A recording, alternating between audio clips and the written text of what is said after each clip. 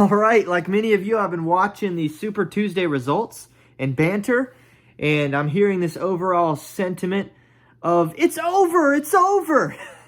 Like this was some sort of 27th out in the 7th game of the World Series, and I'm just thinking, no, man. If we stick to the baseball analogy, this was a 4-game series. This was over a long time ago. Let's not kid ourselves. In my opinion, the primary ended the day Ron DeSantis dropped out of the race. Then it was over. I've got a couple takeaways. Number one, let me start with where I was wrong. Let me apologize to Nikki Haley. Thank you for staying in the race, because previously on the channel, I kind of mocked her. I made fun of her, even for having this idea of being president. I called her out for having a lack of self-awareness. And now I want to thank Nikki Haley, actually, for staying in the race through Super Tuesday, because what we've had as a result of her staying in the race is this feeling, this correction. There's been a correction in the narrative, because what we keep seeing on the news is all these negative stories. Oh, there's another charge for Donald Trump. Here's another indictment for Donald Trump. Here's another suit for Donald Trump. Here's another state trying to take Donald Trump off the ballot altogether. Negative, negative, negative, negative, negative, until we get a day where there's a vote. And then Donald Trump has a victory. Thank you, Nikki Haley, for remaining in the race as nothing more than a practice dummy. She's a punching bag. Not even a punching bag, though, because when you square off with a punching bag, pop, pop, pop, punching bag, it's about you and the punching bag. This is not even about Nikki Haley. She's not even a punching bag. She's more of a test dummy. She's the mannequin that you put in a car when you test a car before it goes on the market and you see if it can handle a crash. She's the dummy in the car that sits in the, they even put them in the car without a seatbelt. And there's a crash and it goes boom. Oh, another fake, okay, let's run another test. Let's see if it can, they crash the car into a brick wall. And Nikki Haley goes boom, boom. And, they see how much brain damage it has. And it's all in an effort to see, okay, how safe is this car? And the car is Donald Trump. See, that's what matters. And so it's not even Donald Trump using a punching bag. It's just the vehicle of Donald Trump. Donald Trump being the vehicle of most of the American people, I think. At least the America First movement. He's our vehicle. And, we're basically running some tests through some states. And poor Nikki Haley is the practice dummy. But I personally owe her a thank you, because I previously called her out for having lack of self-awareness, for even being in this race to this point. And she's been important. It's been fun for me. And it's not even, we needed a narrative change. Not even a change, but just we needed something positive in the narrative for Donald Trump, because people are facing this question, these voters who haven't made up their mind yet. Can I vote for Donald Trump? And a lot of the main question they're trying to throw at you, a lot of the main plight the left is trying to set people up with is, can I vote for Donald Trump for president if he's a felon? And that's becoming less and less of a possibility day by day. Shout out to the Supreme Court, not for a 6-3 win on the Colorado ballot deal, for a 9-0 unanimous win. Huge. Thank you, Supreme Court. So that was a big win, but all of these states and all of these, it's not just Super Tuesday where he's won a bunch of states here on one night, because it was also Iowa, and it was New Hampshire, and it was South Carolina on all different days before this. Thanks to Nikki Haley for staying in the race. Because now, instead of just more negative Donald Trump hypotheticals in the news, we have these nights here and there where it's like success, victory, win, Donald Trump speech. And he gets to refocus the people on this idea that he can be elected president again. We can do it. It becomes very hard for people to envision, can we vote Donald Trump for president if he's a felon, when he's on the stage after Super Tuesday behind a podium with 4 American flags behind him, and it looks the same exact. It's a very similar picture to what we were looking at 5 years ago when he was president. And people, it's optics. People look at that and they're like, wait, he doesn't look like a felon. He looks like a president again. What do you mean if Donald Trump is a felon? He's on stage right now. He looks like the president right now. That's important. And again, thank you, Nikki Haley, because if she had just dropped out of the race with Vivek, with Ron DeSantis, we wouldn't have had tonight. It would have been a one-time thing. Congratulations, Donald Trump. It would have been a big victory for him to be named the Republican nominee, but it would have been short-lived.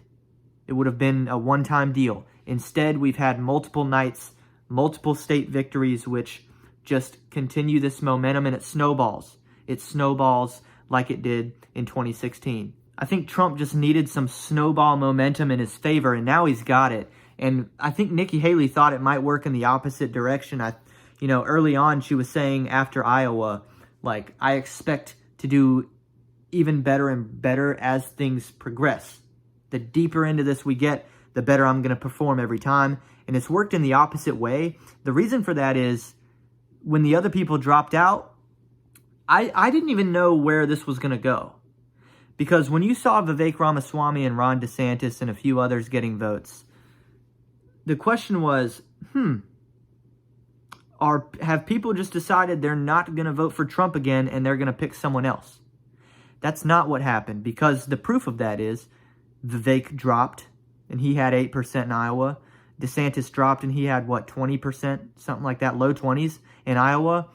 And the majority of those voters are apparently going back to Trump because the margin between Trump and Haley has widened.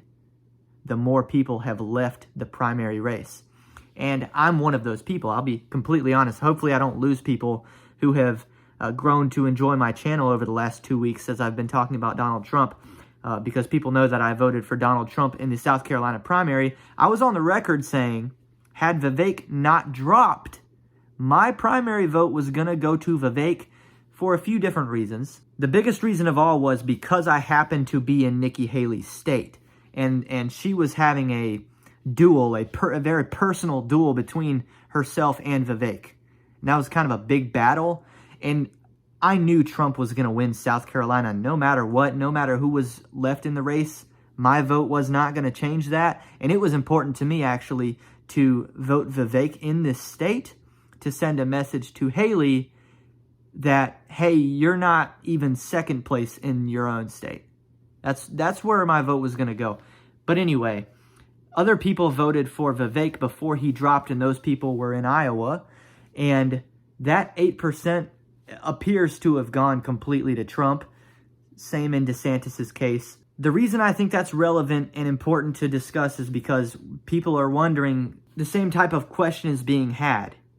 Okay, when it's not Haley anymore, and when all these people aren't voting Haley against Trump, are these Haley voters going to go to Biden or Trump in the main election? And I'm hopeful that the majority of them will come back to Trump. Hopefully. And I have a little bit of reason to believe that based on the reasoning that the Vivek voters went to Trump and the DeSantis voters went to Trump. Last thing I want to talk about, where is Biden and Haley? Where are they at? It's after 2 a.m. now on Wednesday morning of Super Tuesday. We haven't heard from either of them. Where are they at? We had the Donald Trump speech after his victories. I listened to it all. By the way, interesting, he didn't even reference Nikki Haley's name one time. Didn't mention her. Where is she at? I think it's out of touch. It's out of touch. To have said nothing at this point is ridiculous. Even if you don't want to do a big thing and host a bunch of people in a building and speak in front of them, like actually physically. Hey, we're 2024 now. We the people are here on the internet ready to listen to, man. Instagram Live, Facebook Live, YouTube. How am I uploading something talking to YouTube before Nikki Haley is? Unacceptable. Unacceptable. And I think at this, at a certain point, we the people are going to, and we should expect it. Expect it. I know some of these people are a little bit out of touch. They're a little bit older. You know, Biden, I don't expect anything from. I mean, come on. You know, but Nikki Haley, I'm a little disappointed. Like, come talk to the people. Like, respect to Donald Trump. Respect to anybody who isn't afraid. Like, Donald Trump, in his speech today, wasn't reading off a teleprompter. I mean, for me, that's another deal breaker. Like, if you're going to run for president and you can't just address the people on a moment's notice, like what do you need preparation for?